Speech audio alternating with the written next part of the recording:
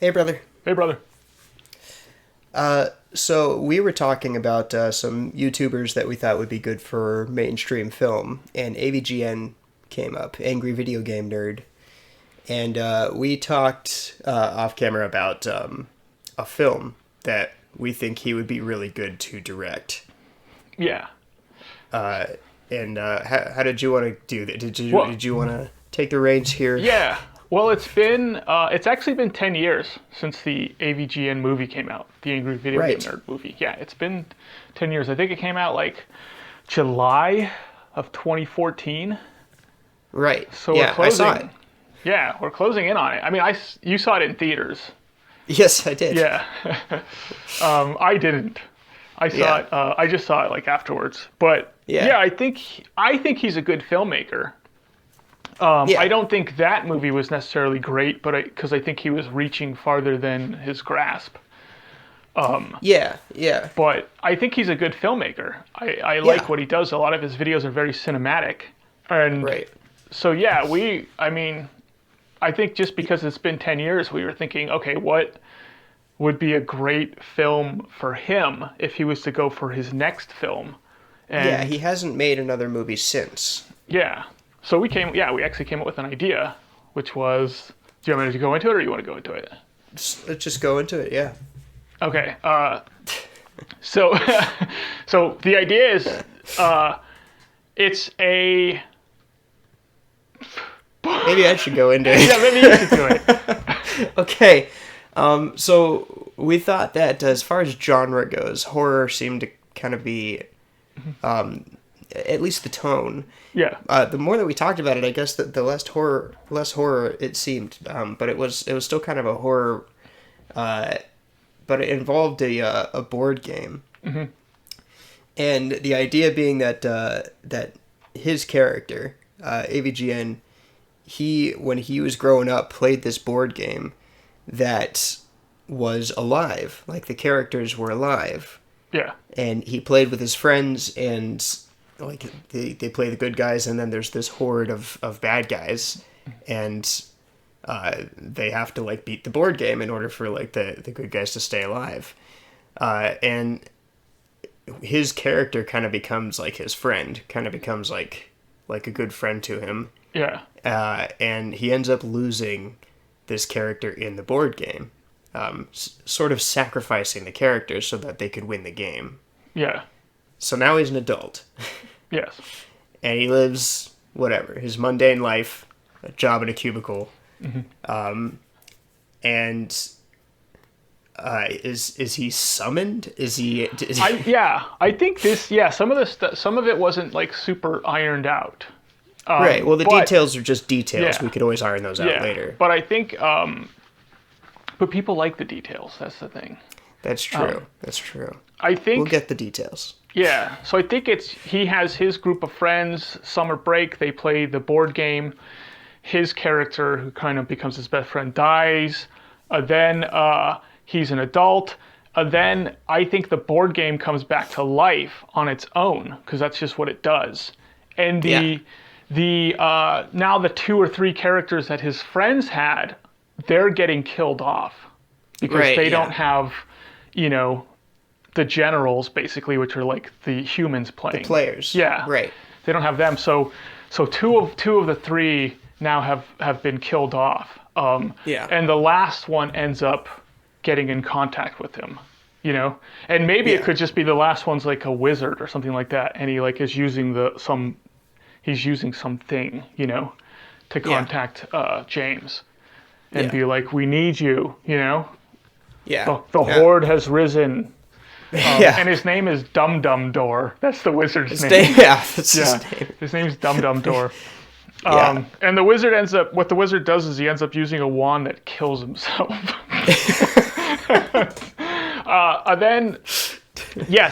So now he has to debate, like, do I start replaying this game, activate now these characters, because once you put like a character from like the game box, you take them out of the plastic on the board, they come to life. But now there's a chance that you're bringing something to life that's going to die a horrible death in battle.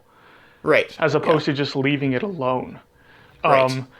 So he has to decide, like, why do I kind of get my family, maybe like now I have children, and I go into this thing with me and my kids, and we Yeah. play this game that I played as a kid, but they Yeah. may have to go through the same trauma I went through because I ended up losing my best friend in Yeah. battle because of the Yeah. decision I made. I don't think we ever got to the point of like, what is the decision he made? I think you had something that was actually pretty good. Yeah. Yeah. Well, what I was thinking was that the horde, the bad guys, like they're kind of just like mindless drones, and they just go towards like whatever's closest to them. Yeah. So he makes the decision to put his guy like by himself closer to the horde, Yeah. while the rest of them go toward the like finish line of the board game. So the horde is going toward this one guy and is just Yeah. like slowly getting surrounded.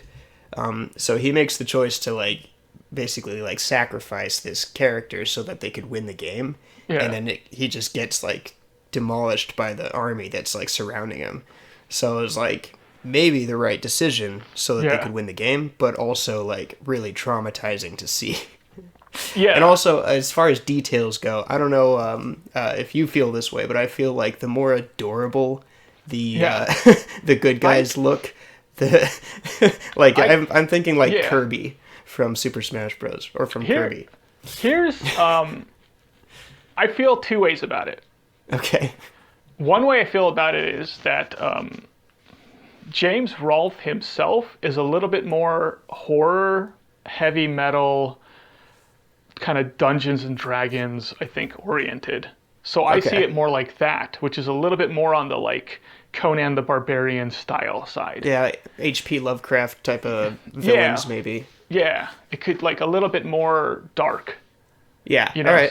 so I don't think this movie would be horror. I think it would be horror like Hocus Pocus is horror, Yeah, or it's horror adjacent. yeah, it's horror adjacent because it would be something that kids could watch, but it does also still have stuff where you probably wouldn't want a 5-year-old watching it, or Yeah.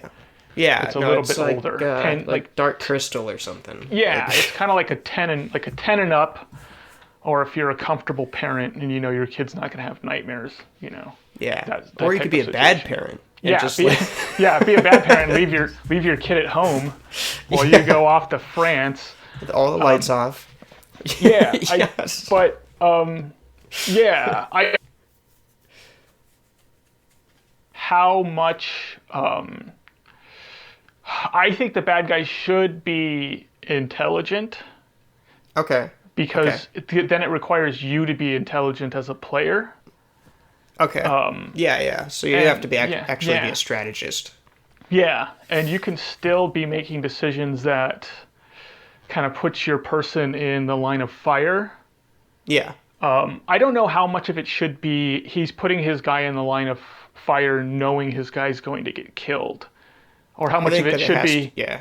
how much of it should be he's putting his guy in the line of fire knowing there's a possibility your guy's like a good possibility your guy's going to get killed, but you're kind of holding out hope, but then he ends up getting killed. Yeah. Because then you can play that later on where it's like now he's no. holding back when they're like, no, this is the good move here. Okay. Okay. You know? So then there would have to be I guess MacGuffin would be the right word, but it's depending on the outline, the layout of the board. Yeah. If there is a like a Hammer of Dawn type of thing that you can get, and so he's going after it, Yeah. then the army would want to stop him before he gets to it. Yes. Yeah. And so he is like, this is a huge risk, but I'm holding out hope that I can get there first. Yeah. And then that is something that can kind of like come back at the end. Yeah. That maybe he changes the decision slightly to kind of better suit the theme of the film. Yeah. Does he change the decision, but that's the wrong decision? Then one of his kids, like his son or his daughter, is then like, no, like trust me. Yeah, I think this is the right move. Then he trusts his kid. Yeah, and now they're playing the game. What he does is he makes the same decision, and then his kids are like, "We're gonna go with you." and we're all going to go after the hammer of dawn. That's so they good. abandon the like finish line, and it's like, no, like we're going with you because like you get into trouble, all of us will be there. Yes. Yes. That's good. Yeah. Yeah. The second way, as far as the style of the game goes, I think is because this is just a like idea. Yeah. Is if James Rolfe himself was like, oh, that's cool, but I like this style. Then it'd be like, okay, we're going with that style. Yeah. You know what I mean? Well, changing the style is simple enough. It's simple, but yeah. But I think that would be. Can't see me. There we go. What are you, too dark over there? That was pretty dark. Yeah. Sitting in the dark. My light was way over there. Yeah. I was born in the darkness. Yeah. No. Yeah. It's simple enough to change that. What's his job? Does it matter? I don't think it matters right now, as long as it's like mundane, and kind of like small. Like the way that I see it is like this dude. When he was a kid, he's dealing with like battle, with war, with life and death. Yeah. He grows up and he takes this job that's like mundane, kind of office space. Yeah. Like when he has a problem, it's like, like I got coffee on my shirt, and it's like, you know, it's kind of, it gives him a reason to kind of like remember that he doesn't really have it all that bad. Yeah. And it's not the end of the world, because like there are actual like life and death problems that he's dealt with and that he will have to deal with. Yeah. So, but yeah. Does it, well, here's my thing. Does it have an effect on him where he's playing it safe in life? Because maybe he didn't play it safe in the game and learned his lesson? You know? Or learned the wrong lesson from it, basically. Or is it one of those things where he played the game, got that excitement, and now he finds life kind of dull and boring? Because I think the other way, where he's actively choosing to play it a little bit safe. And he actively doesn't want to return to the game, because it was, even though he should have seen it as a great experience. Yeah. You know, like you had this great experience, but he actually, because the death of his best friend, which is that character, I don't know what the name of the character should be. Something interesting though, you know? Where he's like, my best friend when I was a kid, you know. More interesting than Dum Dum Door? Yeah, like... Malin. It's got to be something, you know what I mean? You know what I'm saying? Where someone's like, your best friend's name was, you know. Right, yeah. And then he could be like, they're, you know, Romanian, or, they're from Sicily, you know? So it's like got a name that kind of like, Gregorian, you know? When me and Gregorian were hanging out, your best friend's name was Gregorian? Yeah, he's from Sicily, you know? Yeah. Like, but so... I don't know. I think he should be actively playing it safe. Yeah, I agree. I think that's good. And then while he's playing the game with his family, now he's realizing, no, this was a great experience that you had, and sometimes, you know, it's not your fault that this guy ended up dying. Yeah. He knew, you know, Gregorian knew what he was getting himself into. Yeah. Like Gregorian also made the choice at this point. Yeah. Where Gregorian's like, no, like, let's do it. You know? And he's like, you got to remember, like, it wasn't just you, just because you rolled the dice. Yeah. You know? Yeah. Yeah, tragedy happens. Yeah. You know? It's part of life. But then if he's playing it safe, does he then see his friends, you know, are successful because they had a good experience? And their because characters they didn't have to sacrifice their character. Yeah, their characters lived, and they beat the game. Yeah. And their experience with it was actually a good, positive one. Yeah. Yeah. That's a good kind of like B story, maybe. Yeah. Yeah. Oh man. Yeah. I'm trying to think of like, what was there anything that we're missing? I feel like that's well, one of the things I think we were talking about was the stakes, because the stakes in the board game is that you can lose your characters and then you lose the game. Yeah. But you were saying something about Yeah, no, I was saying that like if there's a character, it could even be a touching moment, an emotional moment, where like the character's dying, and he notices that the army is like bigger, it's larger, Yeah. not in numbers but in size, and he asks about it, and he's like, yeah, like if like when they kill us, they get bigger, and if they win, then they can leave. And Yeah. so it's gonna like it would be like the army is it's like if they lose the game, then the army is gonna keep playing off of the board, Yeah. and like they're gonna be big enough now to like start attacking humans and stuff. Yeah. So it's like as far as like the stakes go, there are those. I personally I like the intimate stakes, just generally speaking in movies, but there are those that are gonna be like, oh, so like what? If nothing happens, like it's just a like it doesn't Yeah. even matter if they Yeah. lose, and it's like, Yeah. okay, well this makes it matter if they lose. Like this is a guy who has kids in the house, and like if they lose the game, then the villains are gonna leave the board and keep Yeah. looking for villains to fight. Yeah. So yeah, there could be something like funny that happens. Like if the last guy to survive from the original game is like a wizard, and the wizard is casting a like barrier spell, and Yeah, that's the reason why. Because he's like, I don't ever remember the guys getting off the board, and the wizard's like, because I was casting a barrier spell. yeah, Like yeah. once I go, the barrier spell's gone, and now like if no one's there to stop them, they'll flood off of the board.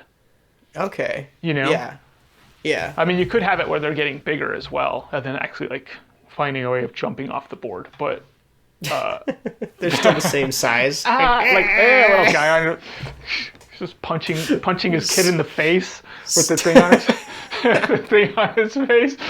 But yeah, I don't know. His shoe. I think that's kind of a idea-wise, style-wise, a perfect movie for someone like James Rolfe to make. Yeah, yeah. So, I mean, we should also mention, for those of you who aren't aware, Angry Video Game Nerd also had another series called Board James, where it was kind of like board game reviews, but they would often turn into like stories. They would often turn into like kind of more of a cinematic, like there was an actual storyline happening while he was doing his review, and then like it turned into a lot of times a horror like a little horror short film. Yeah. So yeah, that was part of what inspired first, like, oh, it should be a board game thing. Yeah. And then like that's the kind of tone, that's the kind of feel, like he'd be really good to direct a film like that, and then probably star in it too. And age-wise, I think it lines up too, because he's a year older than I am, I think. So we're about like the same age. So you're older, you end up with kids. I don't have kids, but he ends up with kids, and so he's got that life experience, the family life experience, and probably introducing his kids to the things that he enjoyed as a kid. Yeah. Yeah. And so so I think it just kind of ties in real well with his life experiences. Yeah. Yeah.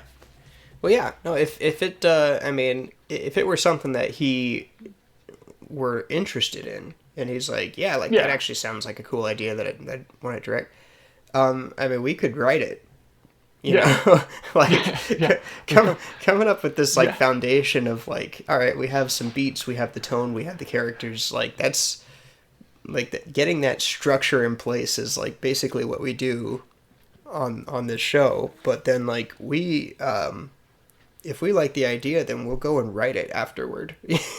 Yeah. So, like we write scripts. That's what we do. So yeah, I mean, if that was something that he caught wind of and was interested in, and it's like, we'll write it, like, let's do it. Because we spent I think we spent about 20 minutes talking about it, kind of being like, hey, what would be a cool idea? We first were talking about horror, like a horror film, for like a good 5 minutes before we were like, that's not, we were talking like working. Sam Raimi type of like, horror, maybe horror comedy, kind of like Drag Me to Hell. Yeah. And then we started kind of shifting more toward like the psychological Dark Crystal Yeah. Yeah. We went a little bit more. Labyrinth. Yeah. But yeah, the board game film that we came up with. So that was kind of cool. But yeah, that's the basic idea of it right there. Yeah, yeah, that's the basic structure, basic foundation. Where like that's a launch pad, you know. Yeah. It's like you need that in place so that you can actually launch your script. You can actually start writing it. Okay, but all right. So there was one thing that we mentioned the, about Tom Selleck. We started talking about Tom Selleck. Yeah. Because he was originally supposed to be Indiana Jones. Yeah.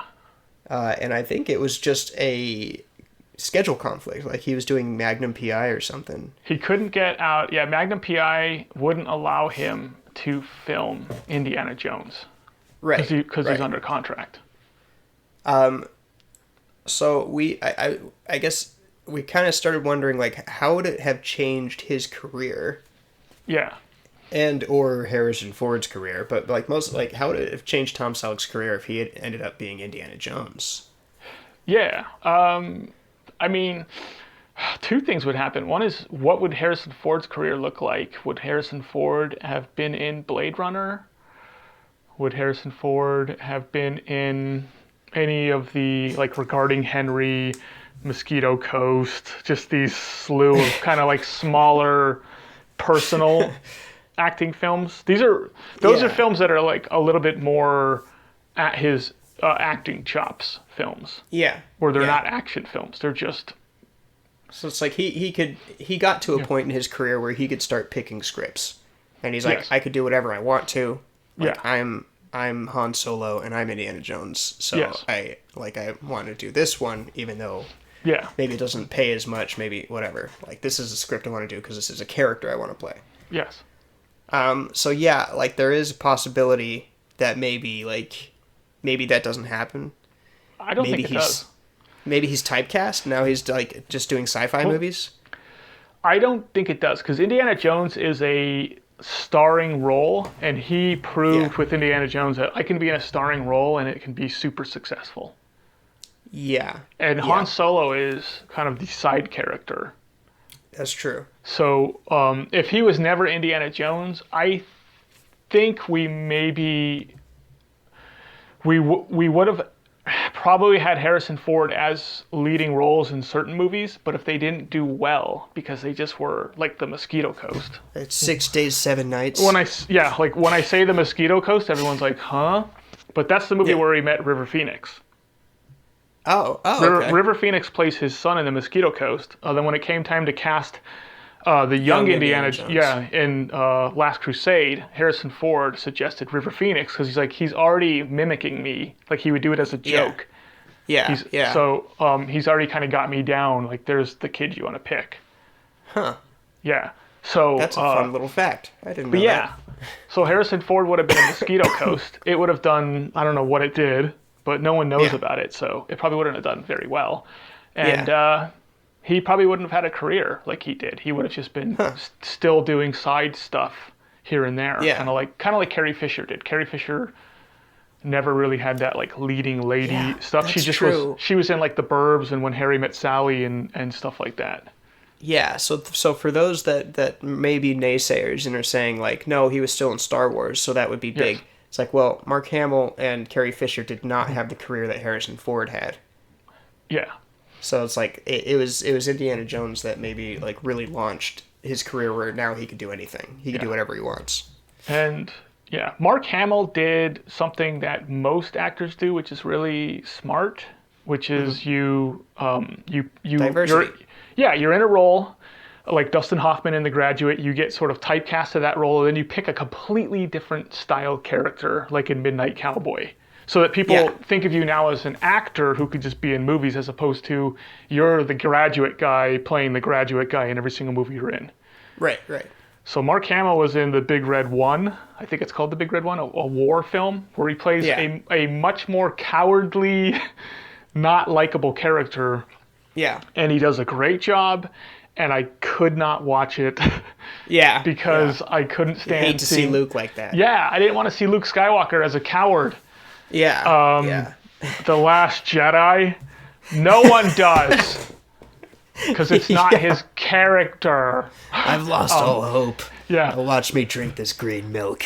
But I think he made the right decision. I think it's just too difficult for the audience to see him as anything other than a heroic Luke Skywalker style character. Yeah. It might have helped if he were more of like an intelligent strategist villain. Yes. Yeah. Because like an intelligent strategist villain is cool. Yeah.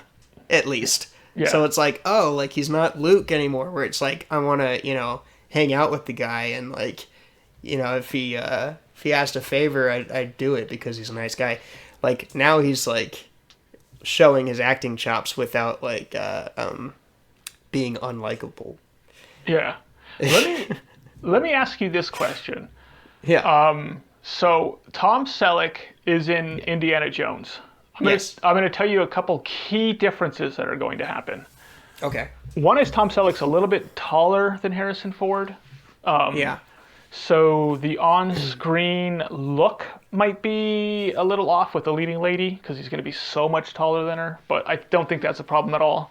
Yeah. Tom Selleck is going to have a mustache. He's going to have a mustache, yeah. Tom Selleck probably won't be doing his own stunts, which is the big one. That's what I was going to say. Which means, so what you're going to get is the boulder scene. Yes. When he's running toward the camera and the boulder's behind him, what you're going to get is a stuntman doing this with their hat.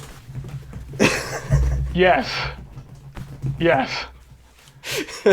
And the scene is going to not have the same impact. Yes.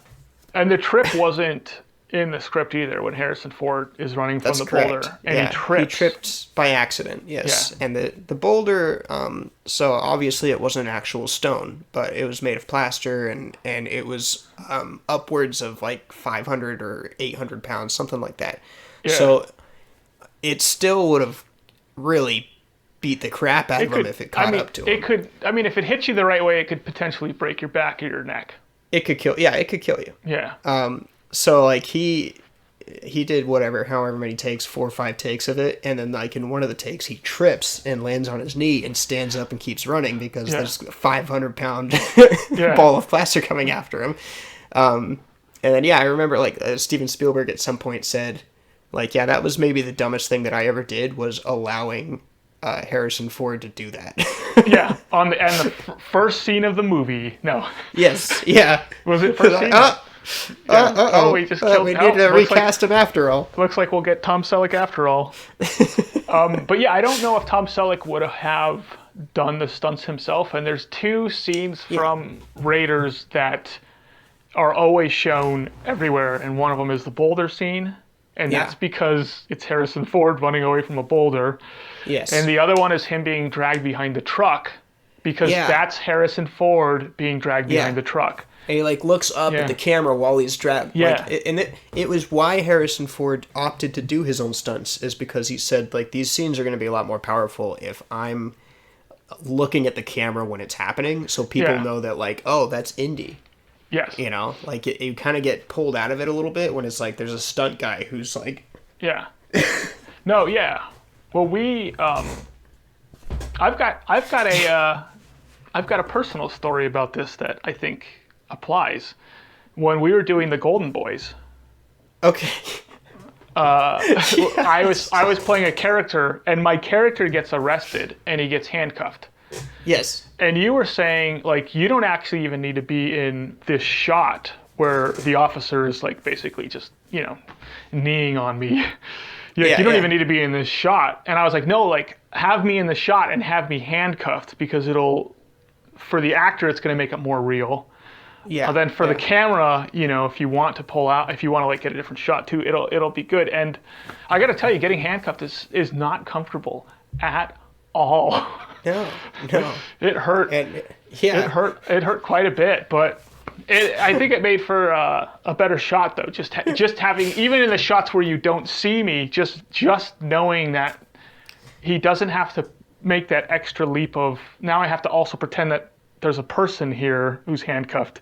He doesn't have to do that as an actor. He can just focus on the other stuff. Yeah. But so I've got my Boulder thing too. Not just you, Harrison Ford. Well, what was really funny about that was that you forgot. You were supposed to bring the crash mat. Yeah. Specifically for you, so that you could take a fall, and you're like, I forgot it. It's the only thing. You're just gonna have to take a fall onto the hardwood floor. So I just took. We threw a pillow down for my face. That's true. Yeah. So we didn't want you to break your nose. Yeah. But no, it was the same with Confined. Like the opening scene of Confined is like my leg is chained to the floor, and I go to take a step and it pulls, and then I fall face first. And the shot that I wanted was for my face to land like right in front of the camera. Yeah. So I just like padded up like my arms as good as I could. Yeah. And my ribs, so that I could just take the fall without getting too hurt. But I was like, it's just gonna look a lot better if like you see my face like right when I like take that fall, and then like the dust kind of like goes up. I really like that shot. I like that shot too. I was very proud of that shot. So yeah, we've got our drag behind the truck experience too. Yeah, eat your heart out, Harrison Ford. Our minuscule stunt work. Yeah, I fell about 8 inches. It's different. Yeah. So when you're I know what it's like too. It's hard when you're not. It's hard when you're not as tough as Harrison Ford is to do this stuff. It's just as hard for me. As it is for him. I understand, something like that with like Tom Selleck is like I'm not gonna put myself through that, but then like it would change his career, I guess, not only in that there's some like action roles that Harrison Ford's known for, that a lot of times in Hollywood they'll have the same people auditioning for the same types of roles. Yeah. And they'll end up picking somebody who's like probably the bigger star, or sometimes like whoever's cheaper, like whatever it is that fits with their vision, their budget. This surprised me when I heard it, but Jack Black and Philip Seymour Hoffman would often audition for the same part. And it makes sense if you watch something like Twister. Yeah.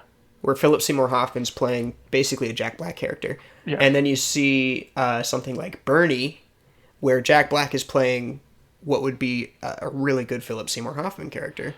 Yeah. And they both do good jobs, like on either side. You just wouldn't expect it, but they audition for the same stuff. Yeah. So the same kind of thing would probably happen with Tom Selleck, where like he's now auditioning, Harrison Ford's auditioning, but Tom Selleck's getting it. Yes. So he might end up in something like The Fugitive. Yeah. Or Air Force One, or you know. Yeah. And Tom Selleck, I think, would be very, very good. Yeah. Yeah. Yeah, he would. I actually think I like the idea of him as Air Force One. He seems kind of presidential. And he's kind of more that soft-spoken, like, okay, Would he keep the mustache, or do you think he'd have to shave the mustache to play the president? I think, I think it would just be too iconic. Yeah. I don't know. Maybe like Gary Oldman can like punch the mustache off. Oh wow, good one. Yeah. Yeah. And then there's another mustache. There's another mustache under it. It's an even bigger mustache under it. Yeah, it's like Airplane. He pulls a mustache off. There's another mustache underneath. That doesn't happen in Airplane. You talk about the glasses. No, he does it with sunglasses. Yeah, he does it with sunglasses in Airplane. Yeah. Yeah, I don't know. I am trying to think, though, how the Boulder scene would have been shot if they had a stunt double filling in. And it would have been the, what's it called? But would they have then done the close-up shot of the face with the, like... with, like, someone off camera throwing dust at him? Yeah, what was it called where they, like, rotor-screened? Or they rotoscope. They rotoscoped the actor out for the background. Or they would do kind of a rear projection, like a projection screen in the background. Oh, yeah. Would they do that, which wouldn't look as good. No, yeah, it wouldn't look as good. Man, I don't know. I don't know if they would do that because it's Spielberg. Yeah. He's still at the helm. Well, they did it So, they did it in Temple of Doom when the raft is falling. oh, You know, they have they have scenes like that. You know what I mean? Because it's like you can't actually have the actors doing that, especially when you have how old was he? 10, 12? The kid who was in it. Short Round. Yeah. Yeah, I don't know. He was like around that age, like 11 or something. Yeah. Yeah. I don't know. I think that Spielberg knows that if you can't get the shot that has the actor's face in it, then what is sometimes just as effective is a very, very wide shot. Where it's like you see the little guy and then the boulder getting closer to him. Yeah. You know? Yeah. So I think that he would probably do something like that. Like he'd probably try and avoid. Spielberg's a pretty good director. I don't know if you know, but he'd probably try and avoid the silly like stuntman running toward the camera holding his hat. Yeah. Like I mean, anytime I see it, it takes me out of it. It's like, man, and I feel bad because it's like, this is a great stuntman. You know, they're doing a really awesome job at this. Yeah. But that silly, like, you know, Jackie Chan run with the hat blocking the face, I'm like, like it just takes me out of it a little bit. Do you think they'll just start digitizing the actor's face on the stunt doubles? Is that what they're going to start doing? I mean, they probably have already done it, but I'm just... Yeah, but it doesn't look good. I mean, it doesn't look good yet. Yeah. They might get it to a point where it looks good. I think it's going to feel off. Yeah. Like there's just, you know what it is that everything is extremely clean now. It's polished. Mm-hmm. So you see someone like, you know, hanging on to like a helicopter. Yeah. And like you see everything. Yeah. And it's like, all right, now let's add a wind effect. And it's like, okay, hang on a sec. Like, if we were actually seeing this dude hang off of a helicopter in an 80s film, where you can't really fake it, then what you would see is, like, kind of a grainy film because they'd need a smaller camera. Like, they might use a smaller grade of film that's, like, it's not 35 millimeter, like, maybe it's 16 because they have to, like, get a camera that can go up there. So... It doesn't look crisp. It doesn't look clean, but it looks awesome. Yeah. And it looks awesome because you can feel it. You can feel that, like, man, somebody went up there and did that, and that was really dangerous, and it was crazy. And, like, you would see it in older movies. Some of the action scenes are kind of a lower quality picture. And it's like... It's not like they didn't do that on purpose. It's like they needed to get a smaller camera so they could actually do, or you know, or whatever, like whatever the case was. So yeah, I don't know. I think that the evolution, if you want to call it that, of film, where it's like, no, everything has to look super pristine, best possible picture. Yeah. And then if we put CG in it too, then it's like, okay, yeah, but now like I can tell that it's not real. I know it's not real. Yeah. And it's like it's not grainy. It has a grain effect on it, you know? Like it's not dirty. It has a dirt effect on it. Yeah. And it's like, so when you see somebody actually doing something, it's like it's not a beautiful picture, but it's awesome, you know? Yeah. Like people doing impressive things is impressive, and people like seeing that. I'd rather see that than like the most beautiful image in the world of the coolest stunt and have a cartoon character do it. I don't care. Yeah. Yeah, I think it's interesting. What you should watch. Yeah. And this is I think a fascinating one for everyone because it's not the greatest of movies, but watch Predator 2 with Danny Glover. Yeah, okay. Because it's not because they wanted Arnold for the movie and they ended up with Danny Glover, and Danny Glover does a really good job actually. But the reason why you want to watch it is for the set design. Okay. Yeah. And like pay attention to that stuff, and you'll have such an appreciation for how they used to make movies, because they're in the police station, and it feels like a police station. It's a little bit run down. Yeah. He's in the chief's office, and the chief's got like, TVs, and his desk is cluttered with stuff, and there's just stuff everywhere. They get into like a gunfight, and there's dust flying and stuff breaking, and you're like, wow, this feels like real. Yeah. Almost like you're at like an amusement park, and it's actually happening. The smoke is actually happening. Or then you watch something today, and all that stuff feels, for some reason, even when it's real, it ends up feeling, because they're filming on digital, I don't know what it is. Yeah. It ends up feeling fake. Yeah. Something that I feel like I don't see a lot of now is that kind of noir or like neo-noir, where like there are scenes in especially like action movies or horror movies from like the 80s, where I would say as much as 80% of the shot is in shadow. Or like, 70%, whatever. 70% of the shot is dark, so dark that you can't make out detail. Yeah. And like you're not seeing Arnold Schwarzenegger or Danny Glover. What you're seeing is a backlight reflecting off of this part of his face and this part of his nose and this part of his chin.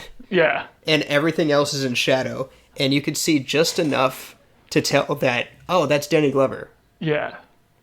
And everything else is dark. And it feels like you feel what the light is supposed to tell you. Like it's what you're supposed to feel from the light. Modern day film doesn't do that very often. Yeah. Now it's like, no, like you want that, that perfect light, that contrast where it's like you can see really good of one side's face and then like a little bit in shadow of the other side's face, but you still want to be able to see the actor. And then everything else, like you don't want anything that's too bright, you don't want anything that's too dark. And it's like, okay, yeah, it's a great looking picture, but I don't feel anything. Yeah. Like sometimes you need to make a decision that doesn't just benefit the cinematographer. Like, hey, look at my work. Yeah, great. It's beautiful. I didn't feel anything. Yeah. And that's something that you feel in like 80s movies a lot. Let me ask you this question. Okay. I'm just going to say it. I don't know if I should. How much of that is because we don't have actors, we have models? Oh. That's really what's going on, right? That's a good one. Because Danny Glover is an actor. Yes. Watch Danny Glover and stuff. He'll have like in intense scenes. He'll have just tons of sweat all over his face. Yeah. Yeah. He's not super interested in how he looks on screen. Yeah. He's not vain. Yes. He's like, what's going to be good for what's going to be good for the role? Yes. And now you have. I love Tom Cruise, but the fact that Tom Cruise didn't do Iron Man because they're not showing his face because he's in a mask is like kind of Here's the thing, though.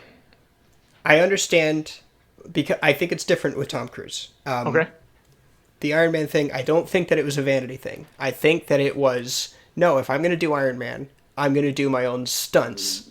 And you can't tell that I'm doing my own stunts if there's a mask on my face.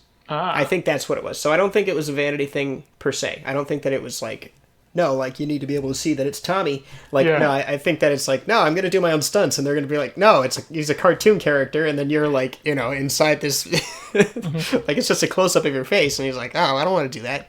Yeah. Maybe I'm wrong, but that seems more like the route that Tom Cruise would have taken. But yes, I agree with you. Yeah. There aren't a lot of modern day actors where I feel like that was a really incredible performance, and I can't help but feel that. And there aren't really a lot of actors that I feel like are stars. Mm-hmm. They're huge, big movie stars because they're in a movie that's really big, like all of the Marvel cast. They're all huge stars, but Marvel is really big. Any other movie that they're in, I don't go out of my way to watch it. Yeah. And it's like, that was not true in the 90s. Tom Cruise picks a movie and people go out of their way to watch it. Tom Cruise is in Jerry Maguire, which is not an action movie. It's no Mission Impossible. People go out of their way to watch it. And then it's like, wow, that was an incredible movie. This is a great actor. What's he going to do next? Cocktails? I can't wait. And then they go and they watch Cocktails. I love Cocktails. Cocktails, it's fun. It's fun. It's terrible. Yeah. But, you know, I enjoy watching it. But no, yeah, you're right. I think that is definitely part of it. You know, the actors, sometimes they understand, like, the movie comes first. And it's counterintuitive, but it's like, it ends up helping their career. Like, oh, here's an actor who, like, really put the movie first. And yeah, that does definitely make a difference. Wow. All that from Tom Selleck. Yeah, thank you, Tom Selleck. Yeah. Oh my gosh, and then River Phoenix would have had a mustache. It wouldn't have been River Phoenix. Well, then River Phoenix may have potentially been Indiana Jones. What? If they kept making Indiana Jones films, they potentially maybe would have had River Phoenix play Indiana Jones. Because, you know what I mean? Okay. Because Harrison Ford aged out. If they wanted to, like, oh, we're going to bring it back, River Phoenix is, you know, a good 10, 15, 20 years younger than Harrison Ford, so. I think that was probably their plan. Because he passed away, how soon after? It wasn't too long after, was it? No, because it was early 90s or something. I mean, he was in my own private Idaho, and I think he was a little bit older in that one. But yeah, I don't remember how many years past that it was. Well, I think that was the original plan. Was like, okay, now, because Spielberg directed it, but it was written by George Lucas. And I think George Lucas was like, hey, Spielberg, you know, you could do this movie for me only if you do all three. And like, and that was the deal. It was like, you could do Indiana Jones, but I want you to direct all three. And Spielberg said yes. So he directed all three. So he, at the very beginning, planned a trilogy, just like Star Wars. And I think that he had the intention of doing a prequel trilogy. And that was why he brought in River Phoenix and was like, all right, here's young Indiana Jones. Yeah. And then, like, you know, whatever, 5 years from now, when I start my prequel trilogy, people are going to be like, oh my gosh, and they're going to want to see the young River Indiana Phoenix. Jones trilogy. Yeah. And people would have been psyched to see River Phoenix play Indiana Jones. Yes. Yeah. So I think that was the plan all along. Yeah. It's kind of a shame it didn't happen. Yeah, I know. Yeah, it is a shame. Okay. All right, so we do have a little game where it's just going to be degrees of separation. Yeah. It's kind of like the 6 degrees of Kevin Bacon. I'm calling it 6 degrees of heat. 6 degrees of heat? Yeah. Why? There's 2 reasons why. One is now because the actors are in the same movie. Yes. So they can feel the heat of each other, you know? Okay. They're so close. And also because Heat, the movie Heat, was marketed as, this is the first time these 2 actors are together, you know, which is Pacino and De Niro. Right. You know, because they were in the same movie in The Godfather Part 2. Yeah. But they didn't share any scenes with each other. Yeah. So Heat was the first where, like, they actually sat down and acted with each other. It's like, other than maybe the score, it's the first and last time I've seen a movie marketed as these 2 guys are coming together for the first time. You should watch this movie. Yeah. I did really like that in the score. Brando and De Niro and Norton. Yeah. Yeah, that was really good. But yeah, so we're just gonna do it where it's 2 different actors. Like we used to play the Kevin Bacon game a lot, and we got really, really good at it. So like we're just picking 2 actors that are just different from each other. Did we explain it? Should I explain what 6 degrees of Kevin Bacon is real quick, and then we can jump? I guess we should. If you don't know, 6 degrees of Kevin Bacon is you pick an actor. You know, could be anybody. Then you have to link that actor through movies that they've been in to a movie that Kevin Bacon is in, and because Kevin Bacon's been in like everything. You can always link him to basically any actor in 6 degrees, 6 or less moves or less. Yeah. So example, like I did Buster Keaton once. Buster Keaton was in It's a Mad, Mad, Mad, Mad World with Sid Caesar, who was in Grease with John Travolta. Yeah. Right. So it's like you're able to kind of like get people even from the 20s, like all the way to more modern day, so that you can find like a modern day actor and get them. Yeah. You took a black and white film star in the silent era and linked them to Kevin Bacon. Yeah. Right. Yeah. That's a good one. Do you want to start, or do you want me to start? I'll start. Okay. So I Meg Ryan. Okay. To Arnold Schwarzenegger. Meg Ryan to Arnold Schwarzenegger. Okay, I'm just gonna go for it. So let's go Tom Hanks in You Got Mail. Okay. Tom Hanks to...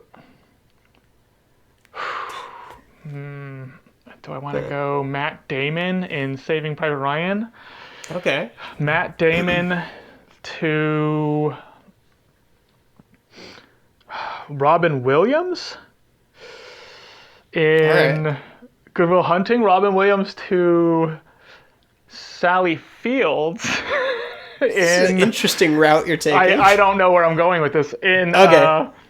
Sally Fields in Mrs. Doubtfire. Mrs. Doubtfire. Sally Fields. Oh gosh, I don't think she was in that. She wasn't in Rhinestone Cowboy, was she? Sally Fields.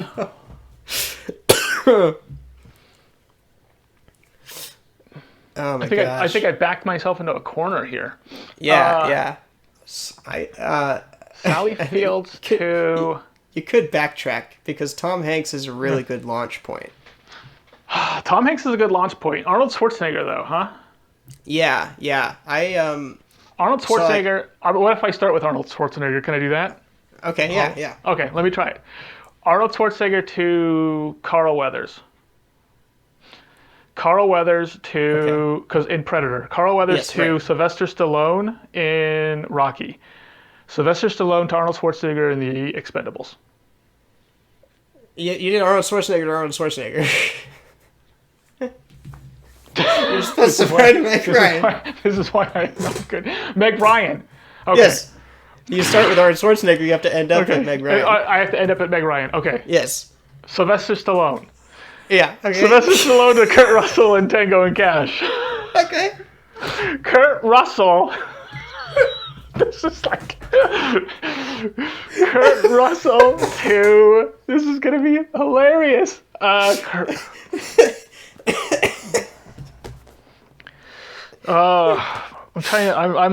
siphoning through the people. Kurt Russell is in... I'm wondering if The Thing is the way to go, but I don't think The Thing is the way to go, because then I would jump through Keith David. Keith David was in Armageddon. Armageddon's probably not a bad way of going.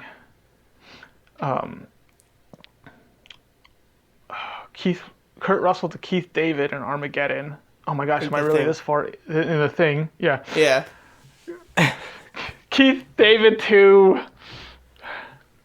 was Bruce Willis in a film with Meg Ryan? I don't know. Who is it? Meg Ryan and Arnold Schwarzenegger? Yeah. Where are you going through? Tom Hanks? Yeah, you're going about this the wrong way. You want me to try it again? Tom Hanks and Arnold Schwarzenegger are both huge stars. Yes. Think of any actor who's been in a movie with both of them. Arnold Schwarzenegger is in... Schwarzenegger's been with Stallone. Yeah, but you're like going through like leading roles. Like there's not going to be a leading. Danny DeVito. They're both in. They're in Kindergarten Cop, but I don't know if there's anyone in Kindergarten Cop that links them. Do you want me to tell you how I ended up linking it? Yeah, go ahead. I guess I'll give up. Okay, so Bill Paxton is in Apollo 13. Oh my gosh. He's in True Lies. He's the car salesman in True Lies. Paxton? Yeah. So if there's like a big star, then you just got to find all right, who are the side actors or the character actors? Yeah. That might have been in. Well, yeah. Here's the thing. Yeah. I can do it. Yeah. I can find the path. You feel under the gun. I can't keep track of who you said are the people. And I can't keep track of where I've went, where I've been, and where I'm going. Right, yeah. So that Kevin Bacon thing's a little easier because you always know that you're going to Kevin Bacon. Yes. So you have a path in mind. Yeah, because I don't have the memory to actually store information like that. But anyway. Oh my gosh, that's funny. Do you want me to go? My turn? Yeah, go for it. Okay. So we're gonna start with the two little guys here. We're gonna go Joe Pesci and Danny DeVito. Joe Pesci. Yes. Joe Pesci to Danny DeVito. Okay. All right. All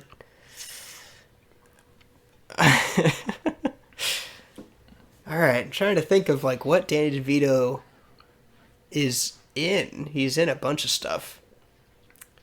Oh, man. Okay. Joe Pesci. Let's do Joe Pesci in Lethal Weapon. Ooh. Let's get him to Danny Glover. Okay. And then Danny Glover. Jeez, why can I not think of anything that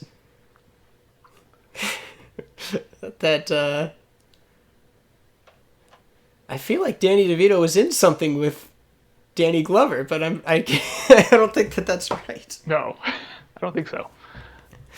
Man, this is way harder than the Kevin Bacon thing. It's way harder than doing, because it's way harder. Yeah, you can really go in any direction with it. Okay. I'm gonna go to Whoopi Goldberg in The Color Purple. Okay. It's Danny Glover to Whoopi Goldberg. Oh my gosh. Danny DeVito's been in so many things. How can I not come up with an actor that they've... He's a tough one. He's not an easy one. Yeah. Yeah. Oh, man. Okay, wait. Who was it again? It was Joe Pesci. Yeah, Joe. You're right. It's actually really difficult to keep track of who these are. Joe Pesci and Danny DeVito. Oh my gosh. Wow, this is really difficult.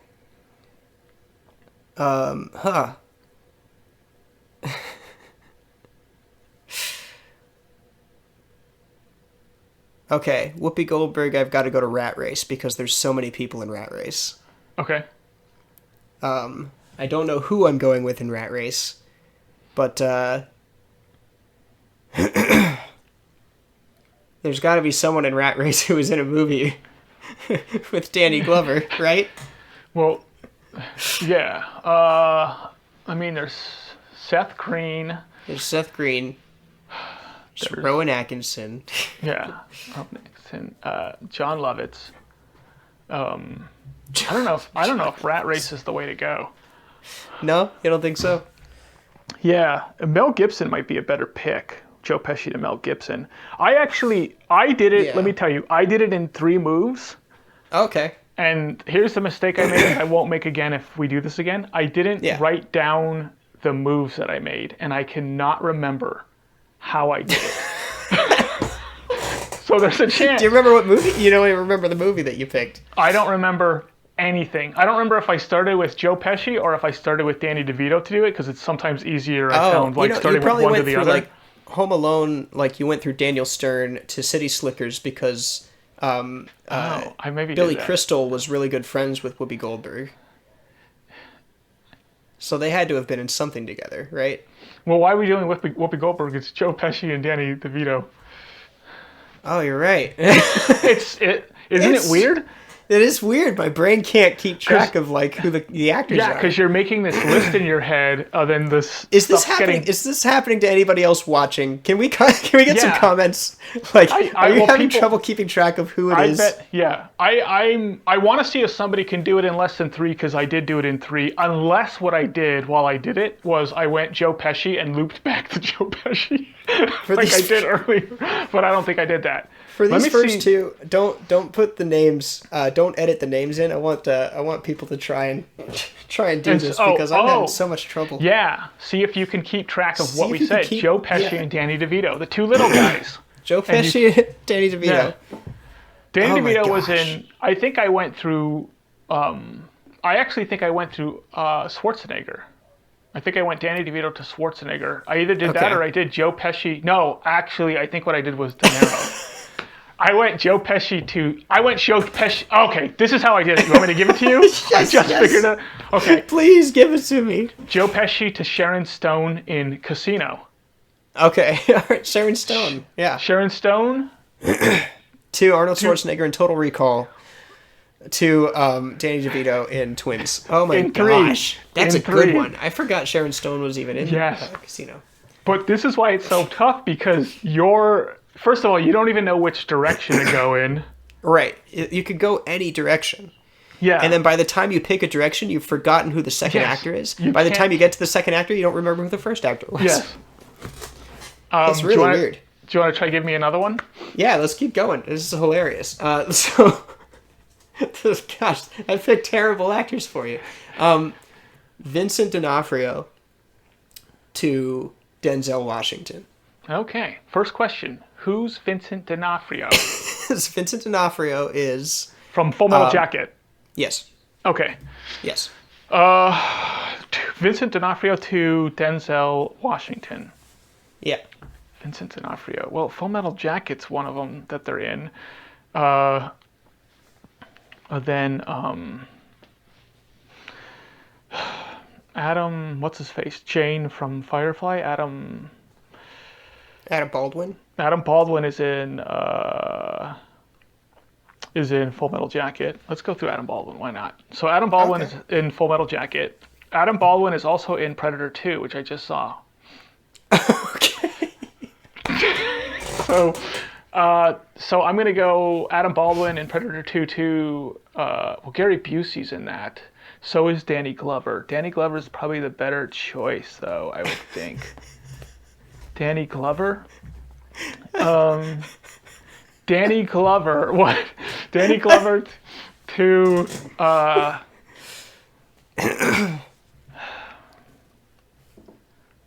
Denzel's not an easy one, because he's such a leading man. Yeah. That he's never in stuff with other people. He's with Christopher Walken, if I can find a way to Christopher Walken. So Danny Glover, what is he in? Danny Glover's in Tenenbaums. Danny Glover's in Royal Tenenbaums.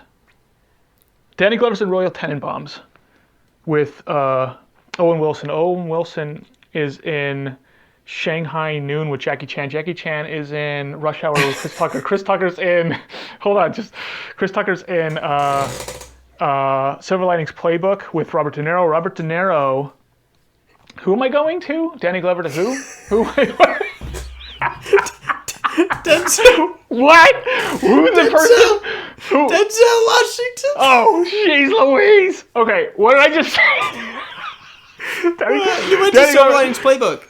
Silver Linings Playbook. Robert De Niro. Robert De Niro is in Deer Hunter with Christopher Walken. Christopher Walken is in Man on Fire with Denzel Washington. Okay.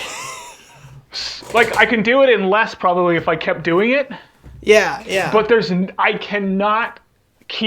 I can't do it in an intelligent, logical way. I can only do it. You could just go until you find something that, if I go until I find it, I can do it. It might take me 20. So I did that in what, 8? Yeah, something like that. Yeah. How many did you do it in? Okay, so Vincent D'Onofrio was in the Magnificent Seven remake with Ethan Hawke. Oh my gosh, yes, dude. Nice job. He's in Training Day. Yes. But it's like coming up with them. It's like, you wait. Is it Denzel? Why Ethan Hawke? Training Day. No. Vincent D'Onofrio's in the Magnificent Seven, which has Denzel Washington in it. Oh my gosh, you're right. So So this is funny. So it's because I saw Magnificent Seven once. Yeah. But like I originally had a different path. Vincent D'Onofrio to something, and then somebody to Ethan Hawke. Yes. And I was like, oh, and then Ethan Hawke was in Training Day. And then I was like, oh, I'm such an idiot. Ethan Hawke was in Magnificent Seven. I didn't even remember that Denzel Washington was also in the Magnificent Seven. I assumed this was going to happen. Yeah. And I was okay with it if it happened. Okay. Yeah. Because you still can't get it. Yeah. Like, there's people who are like, dude, Magnificent Seven. And then there's people who, like, did the roundabout thing that you did, and they're like, oh, yeah. And then there's people who... So it's like, I'm wondering, but 0. That's a 0 one. So I'll start out with like a longer path, and then after it, I'm like, oh, there's a shorter one. Oh, there's a shorter one. Oh, there's a shorter one. Like, yeah. Okay. Well, give me another one, I guess. All right. This one's the two boxers. We got Russell Crowe and Sylvester Stallone. Russell Crowe and Sylvester Stallone. Okay. Oh my gosh. All right. So Russell Crowe was in. What has Russell Crowe been in? He's in The Nice Guys with Ryan Gosling. Oh. Yeah. Ryan Gosling is in. Is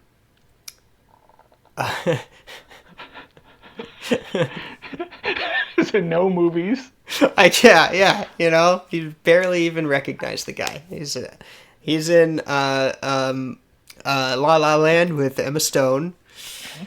Emma Stone is in I've already forgotten who I'm going to. Russell Crowe to Sylvester Stallone. Okay. Oh my gosh. This is so weird. Yeah, it's crazy, isn't it? How difficult it is? Yeah. Being on the spot doesn't make it easier. Yeah, it really does. You got it. I think you have to just go for it. And then if it ends up being 20, it ends up being 20. Oh my gosh. I don't remember who I just said. So I said Emma Stone. Yeah. Okay. Emma Stone is in Poor Things with Mark Ruffalo. Okay. Mark Ruffalo is in the Avengers Infinity War with Chris Pratt.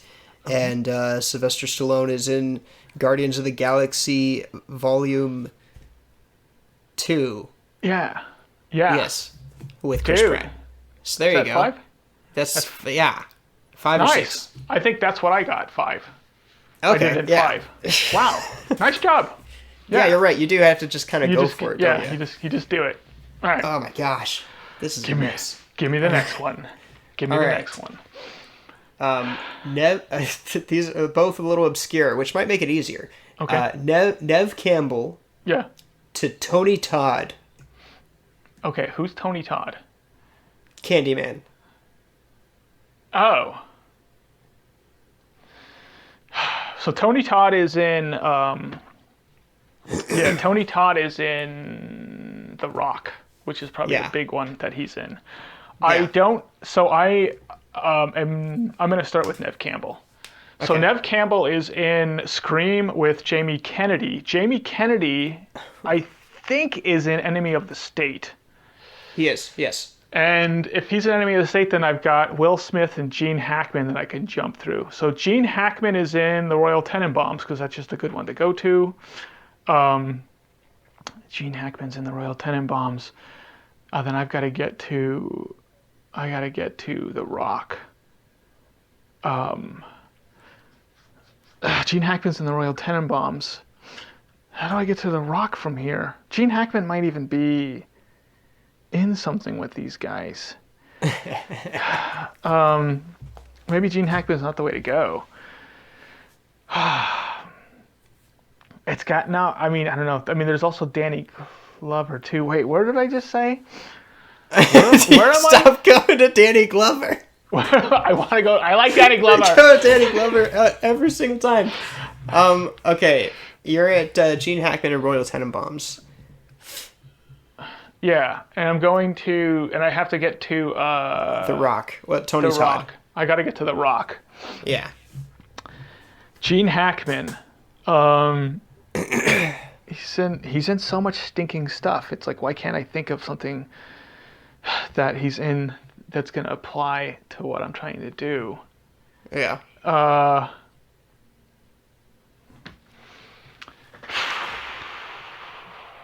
I kind of feel like Gene Hackman's not the way to go. Yeah, I was surprised. Okay, let me start over. Okay, yeah. Okay, so Nev Campbell. Right. Let's try Will Smith. So Nev Campbell, Jamie Kennedy. Jamie Kennedy's in Enemy of the State with Will Smith. Will Smith is in. Yes, okay. Will Smith is in Independence Day with Bill Pullman. Bill Pullman is in Sleepless in Seattle with Meg Ryan. Meg Ryan is in City of Angels with Nicolas Cage. Nicolas Cage is in The Rock with Tony. Okay, yeah, with Tony Todd. Tony Todd, 6. All right, yeah. Nice, yeah, okay. So I went through Scream as well, but I picked Courtney Cox. Oh. Because she's in Ace Ventura. Yeah. With Jim Carrey. And Ed Harris is in The Truman Show. Nice. And Ed Harris is in The Rock. That's good. Nice job. What are we on? How many have we done? I did... That was a third one for me.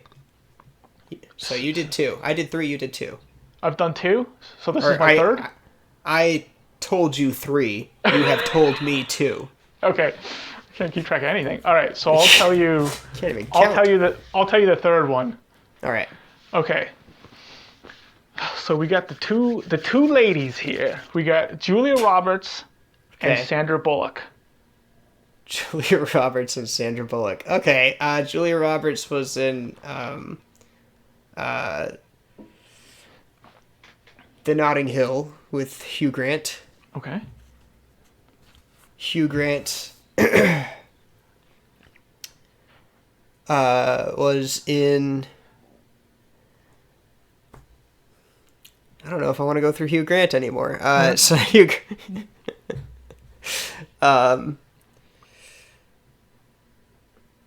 Yeah, no, I'm not going to go with Hugh Grant. Julia Roberts was in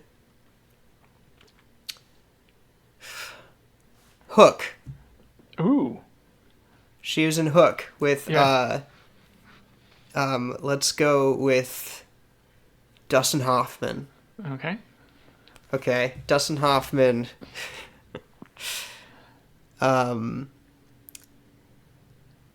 was in Meet the Fockers with Ben Stiller. Okay. Ben Stiller is in Tropic Thunder with, like, everybody. Yeah. Has Sandra Bullock been in a movie with any of those people? It's kind of crazy if she hasn't.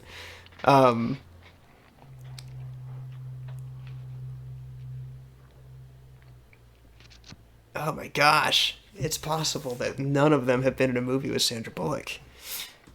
You just gotta jump to one and then see where it takes you.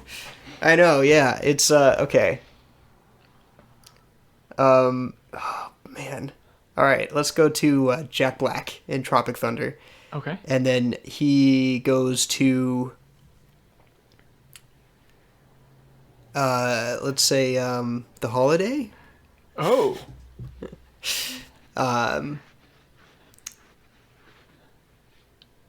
Who am I going to again? Sandra Bullock. Yeah, Sandra Bullock. Jack Black in The Holiday to who? To Cameron Diaz. Okay. Cameron Diaz was in, oh shoot. What was it called? She was in a movie with Sandra Bullock.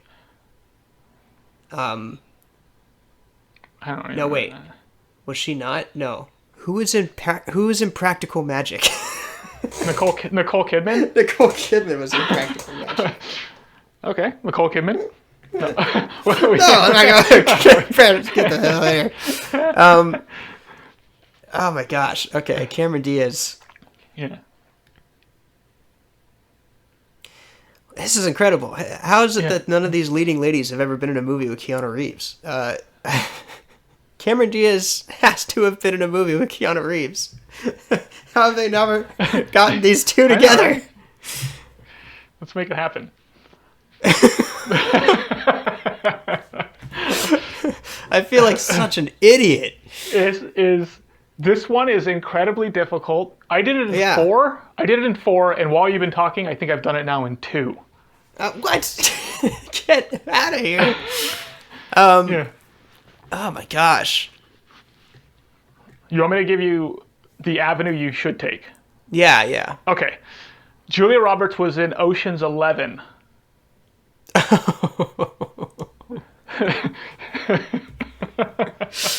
Julia Roberts was in Ocean 11. There are a lot of people in Ocean's 11. Yeah. And Mr. Ocean. Yeah, George Clooney. George Clooney would be the way to go. Mm-hmm. And I feel like I remember seeing Sandra Bullock with George Clooney at something, but I can't remember what. They're in space. Gravity. Yes. That's Gravity. The one I came up with. Yeah, I went, I don't know how I did it in 4 when I did it, but then this time I was like, wait a second, George Clooney was in Gravity with Sandra Bullock. That's like a 2, you know? Yeah. Oh my gosh. Yeah, I can't even think with my brain. Do we want to keep going, or do we want to stop?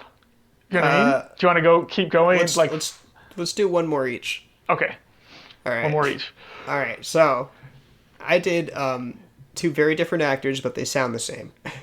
Yeah. Christian Slater to Jack Nicholson. Oh wow, Christian Slater to Jack Nicholson. Yeah. Christian Slater is in. Christian Slater's in Wizard with Fred Savage. Okay. Fred Savage is in The Princess Bride with Cary Elwes. Yeah. Cary Elwes is in Days of Thunder with Tom Cruise. Tom Cruise is in A Few Good Men with Jack Nicholson. All right. Hey, that's pretty good. The route I took was Winona Ryder and Heathers. Oh. To Keanu Reeves and Bram Stoker's Dracula. Yeah. And he's in Something's Gotta Give with Jack Nicholson. Okay. Yeah. Wow. Okay, so that was my last one. Did you want to give me your last one? Then we'll call it. So I'm going to give you... Gosh. I got the two V-boys here. I got Vin Diesel and Ving Rhames. Vin Diesel.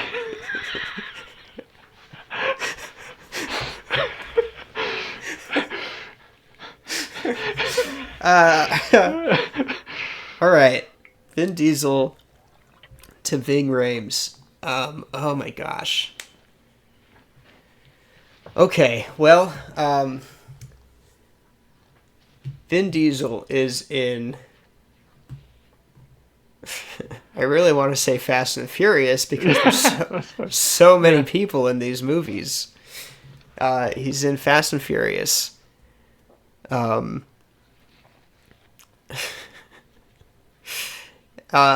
right. I guess I pick someone like, I don't know. I almost feel like Saving Private Ryan's a better way to go. Maybe Vin Diesel and Saving Private Ryan. Oh yeah. And I could do either Tom Hanks or Matt Damon as kind of a good path. Let's go Matt Damon because Matt Damon does more kind of like side roles. Matt Damon. So Vin Diesel to Matt Damon. Yeah. In Saving Private Ryan. Matt Damon to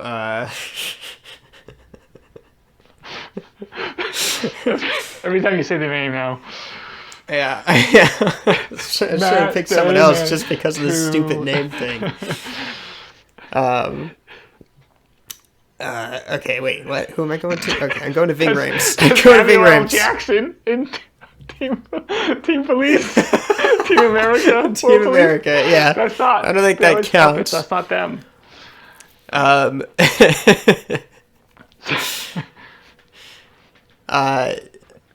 Okay, Matt Damon to... Gosh. There's so many, like, actors I can't find a connection to.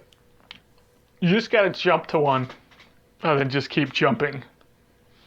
You know what I mean? Rather than thinking about it. Matt Damon is in Thor 3 with Jeff Goldblum. Oh. Jeff Goldblum is in Jurassic Park with Samuel Jackson. Samuel Jackson's in Ving Rhames with Pulp Fiction. Yeah. Okay. Nice one. Oh my gosh. Yeah, I think I also did it in 5. I did it in 4. Wait, did I do it in 4? I think it was in 5. Yeah, it's Matt Damon to Jeff Goldblum to Samuel Jackson to Ving Rhames. Yeah. Is that 5? No, it's 4 moves. Oh, okay, 4 moves. Yeah, I think I did it in 5, but... All right. Oh my gosh. Do you have another one? Should we do the last one? I do have a last one. Do you want to do the last one? Let's do the last one. Okay, let's do the last one. So do I ask you now, or do you ask me? I don't remember. I ask you my last one. This one's pretty difficult, but I don't know. I'm gonna burn through this one. Ben Foster. Okay.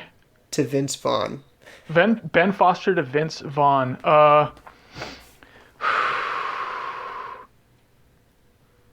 He's in... okay, so Ben Foster is in Alpha House with Emil Clark. What's that kid's name? Emil Clark? Emil Hirsch. Emil Hirsch? Emil Hirsch.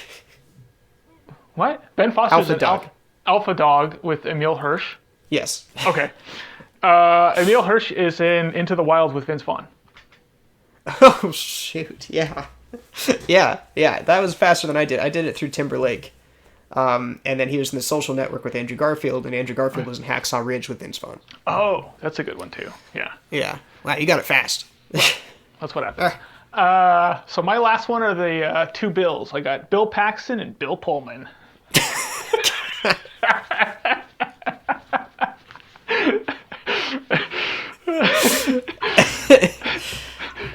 All right.